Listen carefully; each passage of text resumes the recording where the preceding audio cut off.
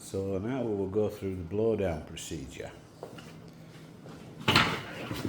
So initially we will turn off the boiler, which will stop the boiler from generating any more steam by turning off the element. We'll now open the valve on the iron and we're going to watch this dial until it gets down to half a bar.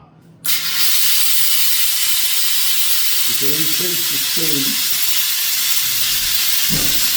on this valve here. If we turn the valve in, we reduce the steam to nothing. And if we open it up, we get full steam.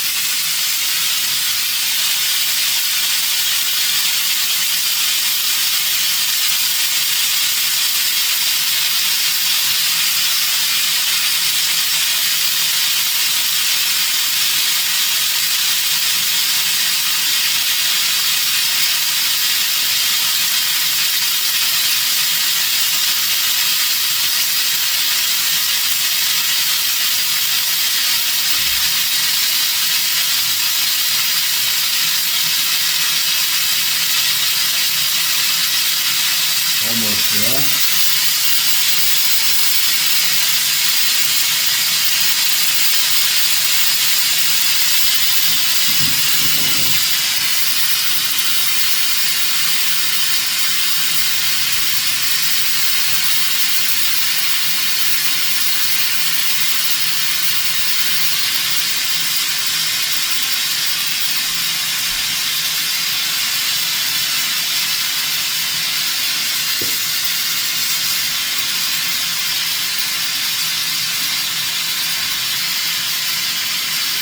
So there we've reached half a bar. Between the 0 and the 1, it's about midway through. Then we turn off the iron completely and we open the valve at the side nice and steadily.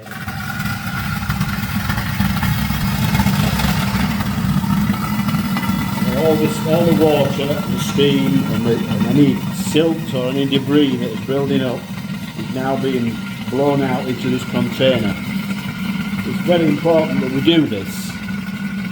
If we leave the iron to accumulate limescale, it will envelop the element, it will stick to the element, insulate the element. The element will then start to get hotter and hotter to try and do the same job, and it will damage the element, and eventually it will stop working completely. And the inside of your boiler will be full of almost like a soup of water and limescale, which is going to then get into all the valves and all the pipework, and it can seriously damage the machine.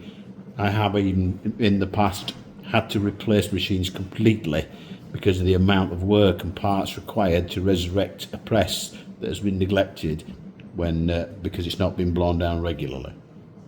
So this is now finished, so we'll now make sure that we turn that off completely.